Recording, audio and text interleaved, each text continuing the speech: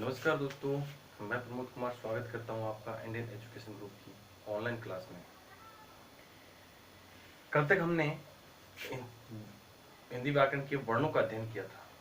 वर्ण में हमने स्वरों के बारे में अध्ययन किया। स्वर का पूरा वर्गीकरण हम पढ़ चुके हैं। इसके बाद में आज बात करते हैं हम व्यंजन का। तो व्यंजन की सबसे पहले आती है डेफिनेशन की परिभाषा किसे कहेंगे। तो व्यंजन की जो परिभाषा है वह जिन वर्णों का उच्चारण स्वर की सहायता से होता है। यहाँ पे ये परिभाषा है कि जिन वर्णों का उच्चारण स्वर की सहायता से होता है उन्हें हम व्यंजन कहते हैं। पहली परिभाषा ये है। दूसरी है, जिन वर्णों का उच्चारण करते समय ध्वनि मुख से रुककर बाहर निकलती है उन्हें हम क्या कहते हैं, व्यंजन कहते हैं। पहली परिभाषा थी स्वर की सहायता से। देखो किस प्रकार से। एक तो हम स्वर लिखते हैं ए, दूसरा लिखते हैं व्यंजन के। स्वर अपने आप में अकेले हैं, यानी स्वतंत्र हैं। इनमें किसी दूसरे वर्ण की सहायता नहीं ली जाती। ये मैंने जब स्वर बताया था उस वक्त ही बताया था कि स्वर अपने आप में क्या है, स्वतंत्र है।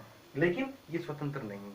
क्यों नहीं है? क्योंकि कै के अगर टुकड़े किए जाएं तो क्या निकलेगा, कै आधा और धन है। यानी कै के जो नीचे से पैर है वो क्या है, कटे हुए हैं। यानी इसके बैसाखी के रूप में जो सहायता कर रहा है वह क्या कर रहा है, ए।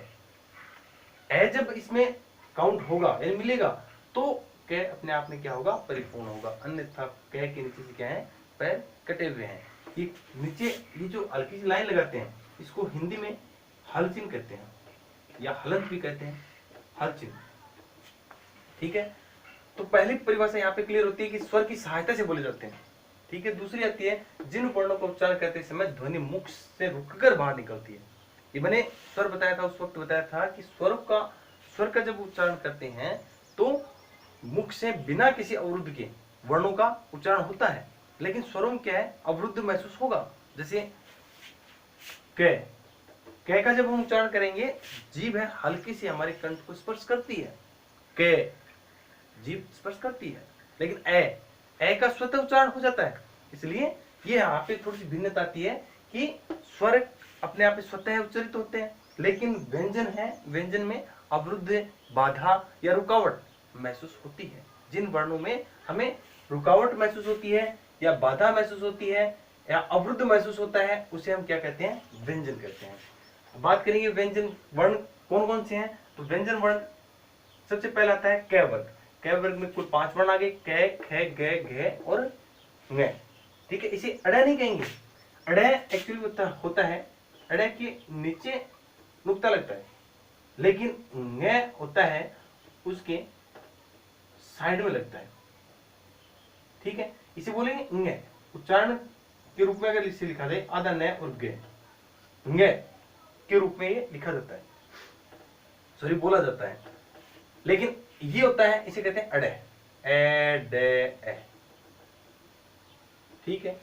फिर आता है च वर्ग। च वर्ग में कुल 5 वर्ण आ गए, च, छ, ज, झ और य। इसके बाद आता है ट वर्ग। ट वर्ग में ट, ठ, ड, ढ और अण।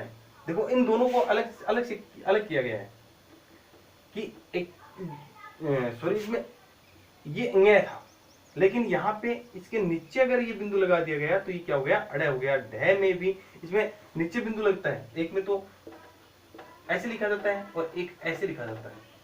इसमें थोड़ा दबाव देके बोला जाता है ढ, ये ढ। किसी भी शब्द के प्रारंभ में अगर इसका ये वर्ण आता है तो उसके नीचे कभी भी नुक्ता नहीं लगता, हमेशा याद रखना। जैसे ढाका, बांग्लादेश की राजधानी ढाका, मुद्रा टका, तो यहाँ पे ये नहीं लगेगा, डायरेक्ट ऐसा लिखा जाएगा। लेकिन जैसे शब्द ये वर्ण किसी शब्द के बीच में आ रहा है, जैसे शब्द है पढ़ना, तब यहाँ पे नुक्ता लगेगा, हमेशा याद रखना। बहुत बार छोटा सा क्वेश्चन है लेकिन बहुत बार पूछा जाता है कि ये नुक्ता कब प्रयोग होता है और कब नहीं होता है। कि किसी भी शब्द के पहले वर्ण के रूप में अगर ये ढ आता है तब इसके नुक्ता कभी नहीं लगता, लेकिन अगर ये बीच में आता है या बाद में आता है तो हमेशा इसमें नुक्ता लगेगा। फिर इसके बाद आता है ट वर्ग। ट वर्ग में त, थ, द, ढ और न। ठीक है। फिर प वर्ग आ गया, प, फ, ब, भ, म। ये कुल 25 वर्ण। यहां तक तो क्या है कि वर्ग के रूप में लिखे जाते हैं। प्रत्येक पंक्ति का पहले वर्ण का वर्ग बना दिया जाता है। जैसे कै, पहली पंक्ति थी कै खे गे घे घे, 5 वर्ण है, पांचों में सबसे पहले वर्ण कै था, उसी के आधार पर इसका वर्ग का नाम दे दिया कै वर्ग। नामकरण इसी पहले वर्ण के आधार पर नामकरण किया जाता है, कै वर्ग, चै वर्ग, टै वर्ग, तै वर्ग, पै वर्ग। ठीक है, इसके बाद में वर्ग नहीं होते। फिर आता है ये रे लेव, से है और क्षेत्र, और एक आजकल वर्तमान में शामिल किया गया श्रेय। ठीक है, यहां तक ये होते हैं कुल व्यंजन वर्ण। लेकिन मूलतः अगर ये क्वेश्चन आता है कि मूलतः व्यंजनों की कुल संख्या है, तो व्यंजनों की संख्या होती है 33। अब 33 अगर ऑप्शन में नहीं है तो 36 भी सही माना जाता है, 37 भी माना जाता है। देखो किस प्रकार से ये हम भेदों में बात करेंगे। तो इसमें सबसे पहले आता है व्यंजन के भेद।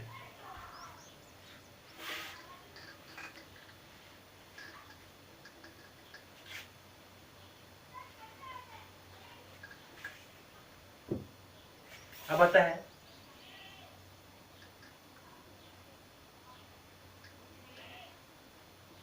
व्यंजन के भेद। तो व्यंजन के जो भेद होते हैं वो 3 भी होते हैं और 4 भी माने जाते हैं। देखो 3 कौन कौन से माने जाते हैं। पहला आता है स्पर्श व्यंजन, दूसरा आता है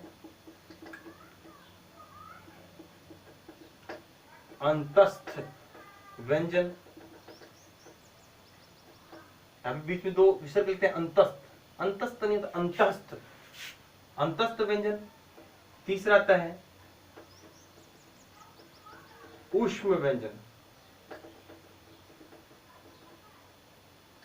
और जो चौथा भेद और किया गया है वो किया गया है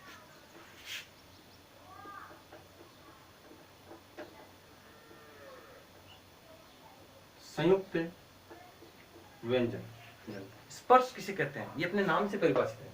स्पर्श कहते हैं से किसी चीज का आपस में टच होना, टच होने को स्पर्श कहते हैं। ठीक है, जैसे एक हाथ है दूसरे को स्पर्श करेगा, उसी प्रकार से हमारे मुख के विभिन्न अवयव आपस में स्पर्श होंगे। जिन वर्णों का उच्चारण मुख के विभिन्न अवयवों के स्पर्श के कारण बोले जाते हैं, उन वर्णों को क्या कहते हैं, स्पर्शी व्यंजन कहते हैं। ठीक है, स्पर्शी व्यंजन की परिभाषा की अगर बात की जाए तो इसमें लिखेंगे जिन व्यंजन वर्णों का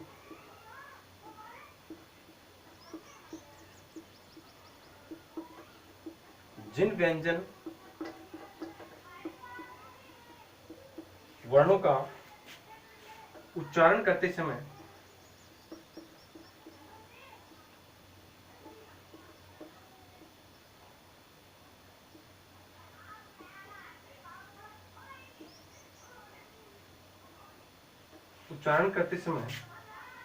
मुख के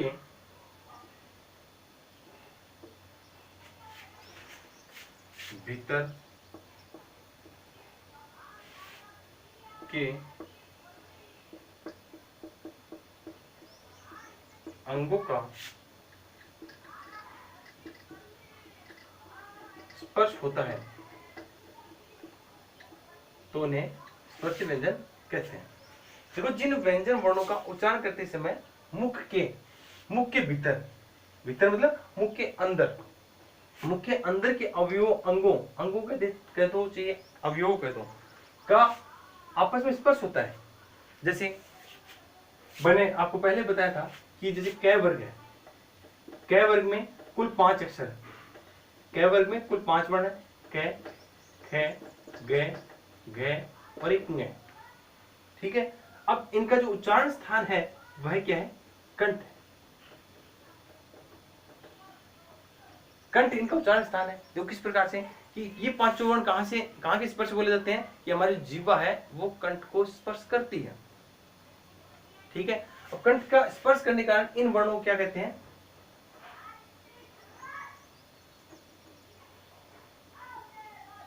कंठ वर्ण कहा जाता है। कि ये 5 वर्ण हम क्या हुए, कंठ वर्ण हो गए।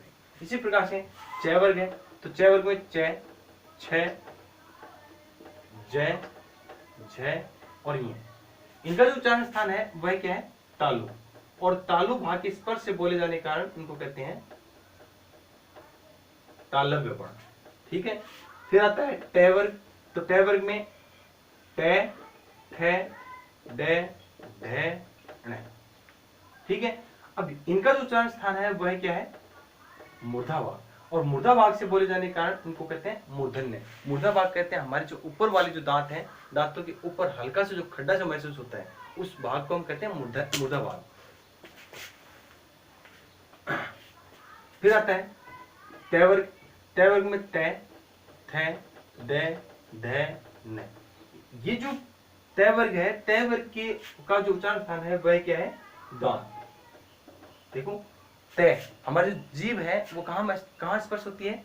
ऊपर वाले दांतों को टच करती है। तो इसलिए दांत इनका उच्चारण स्थान होने के कारण इन वर्णों को कहते हैं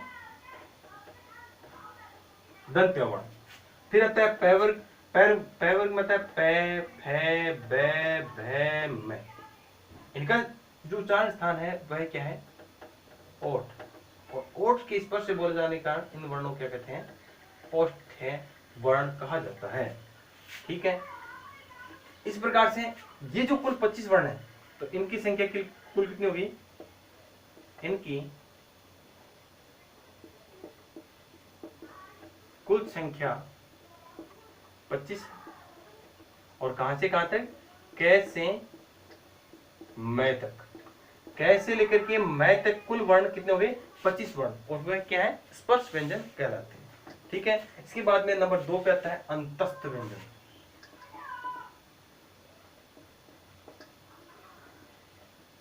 अंतस्थ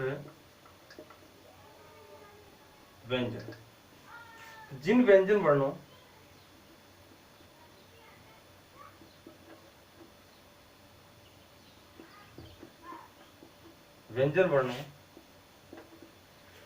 का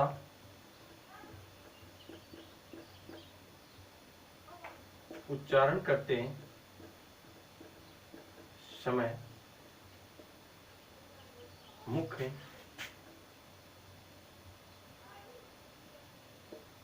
के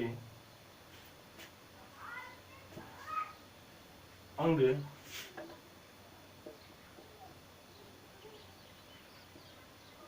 एक दूसरे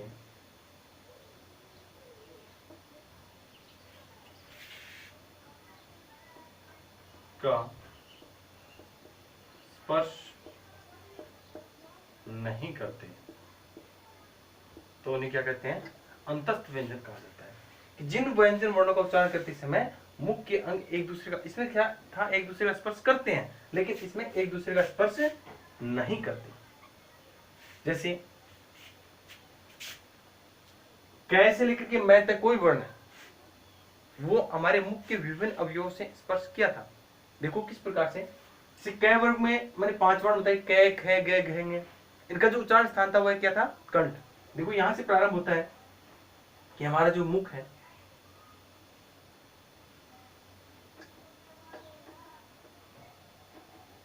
यहां पर हमारे मुख में कंठ है। पहला जो वर्ण है कै वर्ग का उच्चारण स्थान कंठ था। फिर आता है तय वर्ग, जय वर्ग।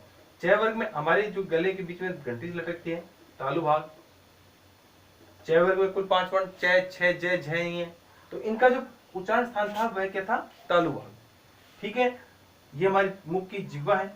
और ये जो जिह्वा है तालु भाग को स्पर्श करती है, इसमें क्या है? कंठ को स्पर्श करती है। और फिर आता है टय वर्ग। तो टय वर्ग तीसरा वर्ग था टय वर्ग। टय वर्ग का जो उच्चारण स्थान है वह क्या है? मूर्धा भाग। ठीक है, मूर्धा भाग होता है हमारी जो ऊपर के दांत हैं, दांतों के ऊपर का जो खड्डा है उसको हम मूर्धा भाग कहते हैं। उसके बाद में आते हैं दांत। यानी प्रत्येक वर्ग यहाँ नीचे से प्रारंभ करें, कंठ, कंठ से ऊपर तालु, तालु से ऊपर मूर्धा, मूर्धा से ऊपर आगे दांत आगे, दांतों के आगे होठ आगे। ठीक है, इस प्रकार से चलेंगे। तो ये इनमें तो क्या था? एक दूसरे का स्पर्श करते हैं, लेकिन अंतस्थ व्यंजन है उनमें एक दूसरे का स्पर्श नहीं करते। ये अंतस्थ व्यंजन स्पर्श व्यंजन और उष्म व्यंजन के बीच की इकाई है। ठीक है, स्पर्श व्यंजन और उष्म व्यंजन इन दोनों के बीच की इकाई है। जो किस प्रकार से ये है, इनकी कुल संख्या कितनी होती है? इनकी कुल संख्या 4 होती है। और कौन कौन से हैं? ये, रे, ले, व। यहाँ पे स्पर्श व्यंजन कैसे मैथ है, कुल 25 वर्ण, और ये कितने हो गए, कुल 4 वर्ण। अंतस्थ व्यंजन कुल कितने, 4 वर्ण, ये रे ले वे। इनमें देखो ये और वह, इनको अर्ध स्वर, स्वरों में मैंने बताया भी था आपको कि इनको अर्ध स्वर भी कहा जाता है, ठीक है, क्योंकि इनका जब उच्चारण करते हैं तो वही चीज कि स्वरों का स्वतः उच्चारित हो जाते हैं, ये भी स्वतः ही उच्चारित होते हैं, लेकिन थोड़ा सा डिफरेंट है, थोड़ा सा डिफरेंट होने के कारण इनको स्वरों से भिन्न कर दिया गया, ये और वह, ठीक है। फिर आता है तीसरा ऊष्म, इसकी परिभाषा आती है ऊष्मा पैदा करती है, तो उन्हें उन वर्णों क्या कहते हैं, ऊष्म व्यंजन कहते हैं। इनकी कुल संख्या कितनी है,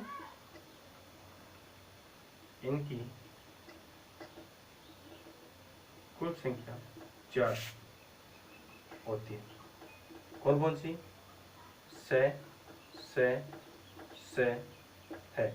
ये जो 4 वर्ण है इनमें क्या होता है कि हवा मुख से, मुख के अंदर टकरा कर इसमें उष्मा पैदा करती है, उष्मा अर्थात गर्मी पैदा करती है, और गर्मी पैदा करती है किन वर्णों में करती है, से और है। ये 4 वर्ण हैं वो क्या कहलाते हैं, ऊष्म व्यंजन। क्यों, क्योंकि इसमें हवा पेट से मुख के द्वारा बाहर निकलती है और मुख में आकर थोड़ी गर्मी पैदा करती है, और गर्मी पैदा करने का इसको इन वर्णों क्या कहते हैं, ऊष्म व्यंजन कहा जाता है। इस तरह से पहले था हमारा पहला आंसर आता है कि कुल व्यंजन के भेद कितने हैं, 3। कौन कौन से, स्पर्श व्यंजन, अंतस्थ व्यंजन और तीसरा ऊष्म व्यंजन। कुल संख्या कितनी हो गई, इनकी कुल संख्या 25, और अंतस्थ की कुल संख्या 4, ऊष्म की 4, कितने हो गए 33। यानी मूलतः जो व्यंजन है उनकी कुल संख्या कितनी होती है, 33, ठीक है। इसके बाद में आता है भेद चौथा, कि चौथा भेद कौन सा किया जाता है। तो चौथा जो भेद है वो था हमारा संयुक्त व्यंजन।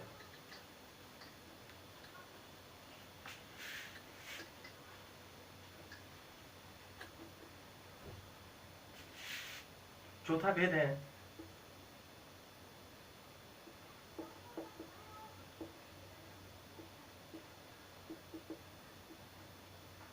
संयुक्त व्यंजन।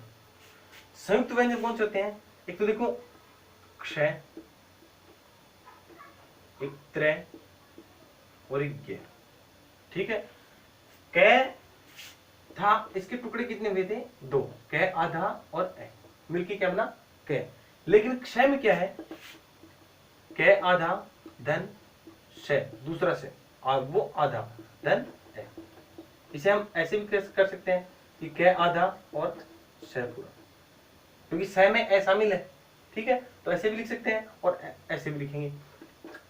दूसरा आता है त्रय। त्रय में क्या होता है कि तय आधा धन रे आधा और ठीक है। ज्ञ में क्या है, जय आधा, ज्ञ आधा नहीं है, यहां पे क्या है, जय आधा धन न्य आधा और ए।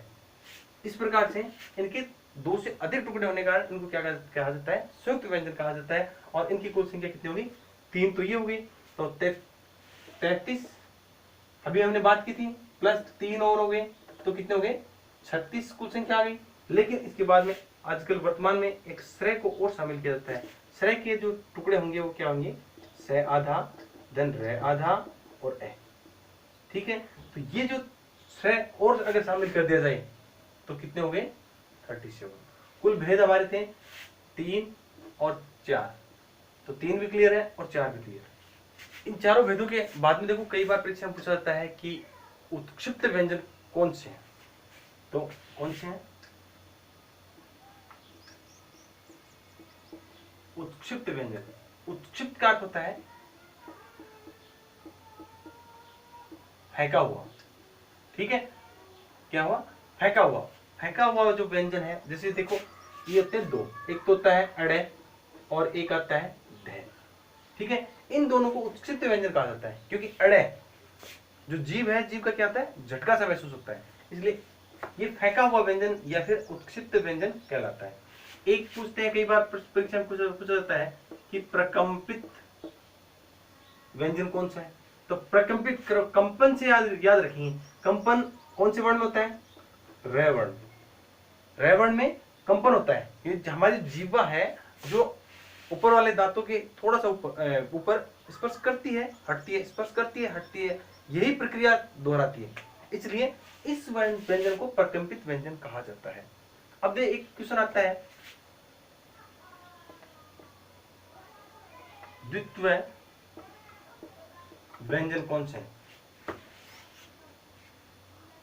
द्वित्व व्यंजन, द्वित्व व्यंजन किसे कहते हैं? कि दो समान व्यंजन आपस में मिलते हैं तो उन्हें द्वित्व व्यंजन कहा जाता है। जैसे सबसे पहला है आधा से, अगर समान व्यंजन इसी के साथ अगर मिलेगा यानी क्या रूप बनेगा? आधा से और पूरा से बन गया। लेकिन ये जो रूप अगर किसी शब्द में बनता है, जैसे इससे बनने वाले जो प्रयोग में आने वाले शब्द हैं, जैसे रस्सी, लस्सी, अब यहां पे ये से आधा और यही समान व्यंजन और आ गया, इसमें भी समान व्यंजन आ रहे हैं, तो ये जो व्यंजन होते हैं वो क्या कहलाते हैं? द्वित्व व्यंजन कहलाते हैं। जैसे इसके रूप इसमें और भी बहुत सारे आते हैं, जैसे आता है ल आधा और ल, क्या रूप बनेगा? ये बन गया ल। और इससे बनने वाले प्रयोग में आने वाले शब्द कौन से हैं? जैसे लल्ला, बल्ला, ठीक है। फिर इसके बाद में और भी ऐसे बनते हैं, जैसे तय आधा और तय, तो ये क्या रूप बन जाएगा? आधा तय और फिर पूरा तय। ऐसे लिख सकते हैं या फिर ऐसे लिख सकते हैं, ठीक है। इससे बनने वाले जो शब्द हैं, जैसे पत्ता,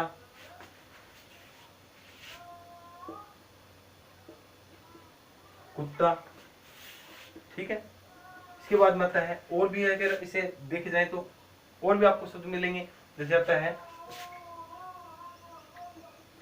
आधा नय के साथ में पूरा नय, और ये रूप क्या बन जाएगा? ये न। इससे बनने वाले शब्द कौन से हो गए? अन्न, आधा नय और पूरा नय, ठीक है। अब यहाँ पे ये व्यंजन कौन सा कहलाएगा? द्वितीय व्यंजन, ठीक है। और जैसे और शब्द देखे जाए, गन्ना आ गया, एक आ गया धन्नो, ठीक है। इस प्रकार से ये शब्द द्वितीय व्यंजन कहलाते हैं। क्लियर है? यहां तक हम व्यंजन हमारे कंप्लीट होते हैं। धन्यवाद। अगली क्लास में हम नए चैप्टर के साथ बात करेंगे। धन्यवाद।